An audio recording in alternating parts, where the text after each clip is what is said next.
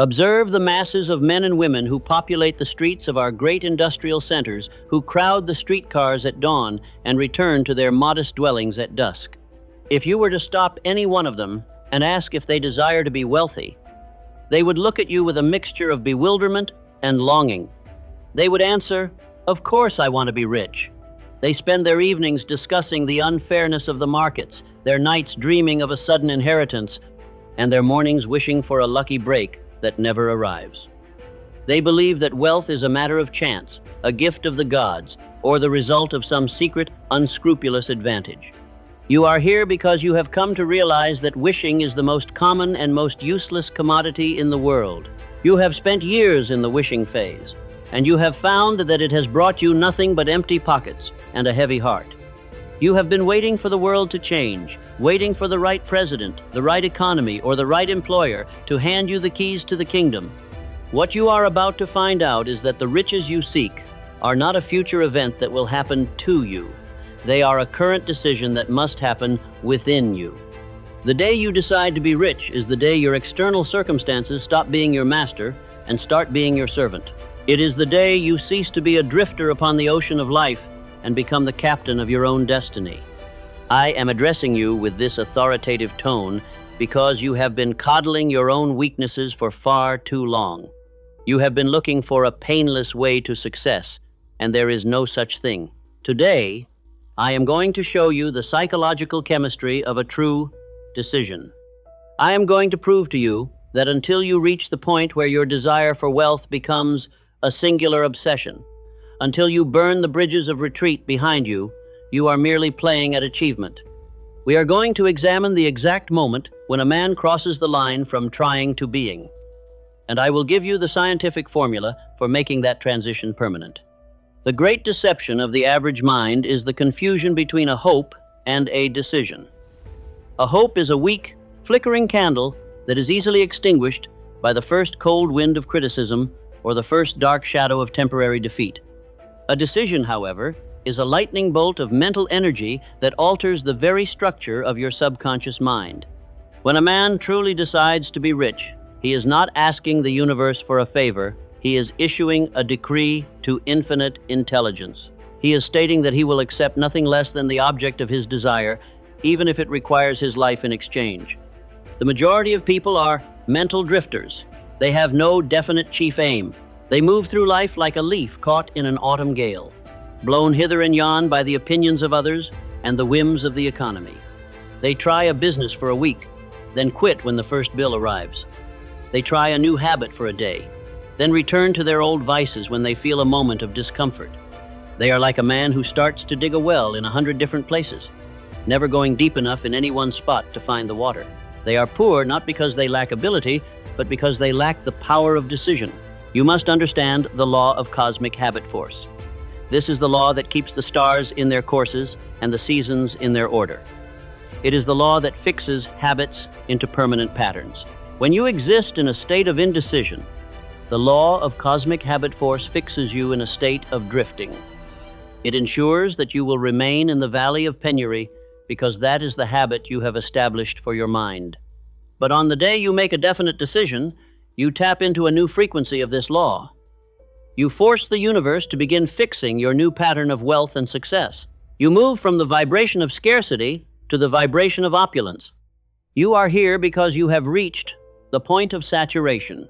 You have grown so thoroughly disgusted with your current station in life, with the counting of pennies, the avoiding of creditors, and the stifling of your true potential, that you are finally ready to do the one thing most men fear more than death.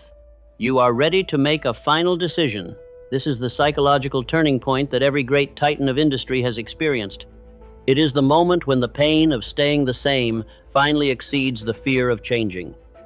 Until you reach this point of divine discontent, you will continue to haggle with the world for a pittance.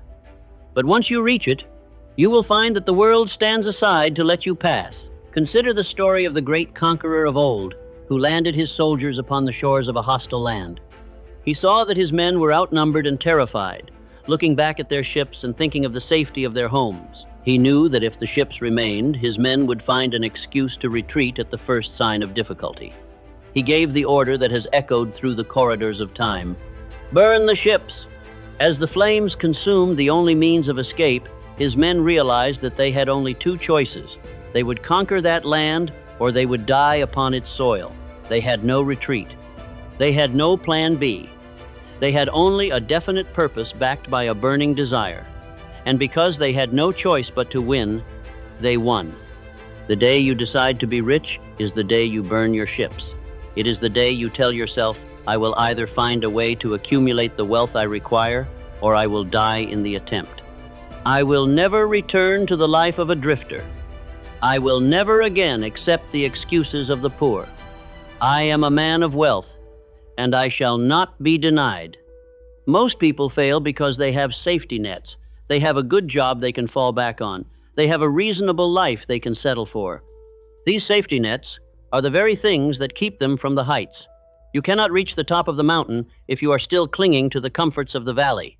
The day of decision requires you to cut the ropes of your safety net and trust in the power of your own mind to create the reality you seek. You are here because you have been looking for the secret of success in the biographies of the great ones, yet you have missed the most important detail. You have looked at their inventions, their strategies, and their capital, but you have failed to see the steel-willed decision that preceded all of it. Think of a man like Thomas A. Edison. When he decided to capture the human voice, or to illuminate the world with an incandescent lamp, he didn't try to see if it would work. He decided that it would work, and he worked until it did. He faced 10,000 failures, any one of which would have caused a drifter to quit and go back to a steady job, but Edison had burned his ships. He had no plan B. He was a man of decision, and the universe eventually had to yield the secret to him because he refused to accept any other outcome. Compare this to the average citizen. Let us call him Arthur. Arthur is a man of intelligence and good character. He says he wants to be rich. He starts a small business in his spare time. But after 3 months, he finds that he is losing sleep and that his neighbors are laughing at his ambition. He looks at his steady salary from the counting house and thinks, well, at least I have security. Arthur has not decided to be rich. Arthur has merely wished to be rich, while remaining decided to be safe. Because his decision for safety is stronger than his wish for wealth, Arthur remains a clerk for 40 years, dying with his dreams still locked in his heart. Arthur is not a victim of the system. Arthur is a victim of his own indecision. He is trying to walk in 2 directions at once, and thus he stays exactly where he is. The law of compensation cannot reward him, because he has not provided a definite mental template for the law to fill. The day you decide to be rich is the day you perform a mental reorganization. You must realize that your mind is a garden, and for too long, you have allowed the weeds of poverty thought to grow unchecked. You have listened to the talk of the marketplace, the talk of recessions, depressions, and lack of opportunity. You have allowed these negative vibrations to take root in your subconscious mind until you have developed a poverty consciousness. To reverse this, you must apply the principle of autosuggestion. You must begin to feed your mind a new diet of opulence thought. You must describe your wealth in the present tense. You must act, speak, and think as if the gold were already in your bank vault. You are not lying to yourself. You are programming your subconscious mind with a new set of instructions. You are telling the engineering crew in the bowels of your ship that the destination has changed. The master key to this decision is applied faith. Faith is the only known antidote for failure. It is the ability to see the invisible and to believe in the impossible. On the day of decision, you must have a level of faith that borders on the irrational. You must believe in your success even when your bank account is empty, even when your friends are mocking you, and even when the world seems to be conspiring against you. Faith is a state of mind that can be created through the repetition of affirmations and the visualization of the end result. When you couple a definite decision with applied faith, you create a spiritual magnet that draws to you the people, the ideas, and the capital required to fulfill your decree. You stop being a beggar at the gates of life and become the master of the house. You are here because you are ready to take the 6 definite steps that transmute desire into gold. These are the same steps that were used by the 500 most successful men in America during the golden age of industry. They are not suggestions, they are commands. 1. Fix in your mind the exact amount of money you desire. Do not say, "I want plenty of money." Be definite as to the amount. There is a psychological reason for definiteness, as we have discussed. 2. Determine exactly what you intend to give in exchange for the money you desire. There is no such thing as something for nothing. You must provide a service, a product, or a value that is equivalent to the wealth you seek. 3. Establish a definite date when you intend to possess the money you desire. A goal without a deadline is merely a daydream. 4. Create a definite plan for carrying out your desire and begin at once, whether you are ready or not, to put this plan into action. Do not wait for the perfect time. The time will never be just right. 5. Write out a clear, concise statement of the amount of money you intend to acquire. Name the time limit for its acquisition, state what you intend to give in return, and describe clearly the plan through which you intend to accumulate it. 6. Read your written statement aloud, twice daily, once just before retiring at night and once after arising in the morning. As you read, see, and feel, and believe yourself already in possession of the money, the 6th step is the most difficult for the logical mind to accept, yet it is the most vital. It is the act of mental transmutation. You are forcing your mind to accept the reality of the wealth before it exists in physical form. You are prepaying the price of success in the currency of belief. The day you can read that statement and truly feel the weight of the gold in your hand is the day the wealth becomes inevitable. Now, we must discuss the slayers of decision, the twin demons of procrastination and indecision. Most men spend their lives getting ready to live. They wait for their children to grow up. They wait for their debts to be paid. They wait for the right season. They are like a man standing on the bank of a river, waiting for all the water to flow past before he tries to cross. The water never stops flowing, and the man dies on the same side of the river where he was born. Indecision is the thief of time. It is a habit that is formed in the cradle and reinforced in the schools. We are taught to be careful, to look before we leap, and to follow the consensus. These are the habits of the poor. The wealthy man makes decisions quickly and changes them slowly, if at all. The poor man makes decisions slowly, if he makes them at all, and changes them frequently and quickly. To decide to be rich, you must develop the habit of rapid execution. When an idea comes to you through a hunch or a flash of intuition from infinite intelligence, you must act upon it immediately. Do not wait for a committee meeting. Do not ask for the approval of your brother-in-law. Do not consult the experts who have never made a dollar of their own. Trust in your own spiritual guidance and move. Image. A man jumping from one rock to another over a deep chasm, his eyes fixed on the goal. The day you decide to be rich is the day you realize that your environment is a choice. If you sit in a room with 5 men who are satisfied with their poverty, their vibration will inevitably pull you down to their level. They will tell you that it can't be done, that the world is against us, and that you should be grateful for what you have. This is the talk of the living dead. You must seek out a mastermind alliance. You must find at least one other person who shares your ambition and your vibration. When 2 or more minds are coordinated in a spirit of perfect harmony for a definite purpose, they create a third mind, a superhuman force that can sweep away any obstacle. The day of decision is the day you resign from the club of the average and join the council of the great.